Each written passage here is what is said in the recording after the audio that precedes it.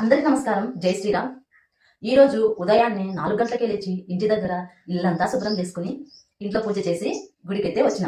ఇక్కడికి వచ్చిన తర్వాత స్వామికి అభిషేకం చేసి సింధూరం పట్టించి ఇంకా పూజ అయితే చేసినాను. మంచిగా భక్తితో స్వామిని అయితే సేవించుకున్నాను. కొంచెం బాధ కూడా ఉంది, ఎందుకంటే ఒక సంఘటన జరిగింది.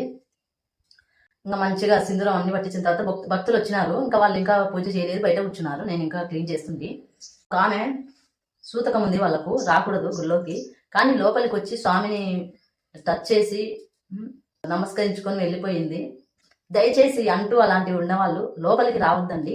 గర్భగుడిలోకి లోపలికి రాకూడదు, బయట నమస్కరించుకొని వెళ్ళిపోవాలి, అంతేకాని లోపలికి. ఉదయం నుంచి నేను ఎంతో భక్తిగా స్వామికి చేస్తున్నాను, అలాంటిది ఆమె సడన్ గా వచ్చి ఇలా చేసేసరికి చాలా బాధ అనిపించింది నాకు.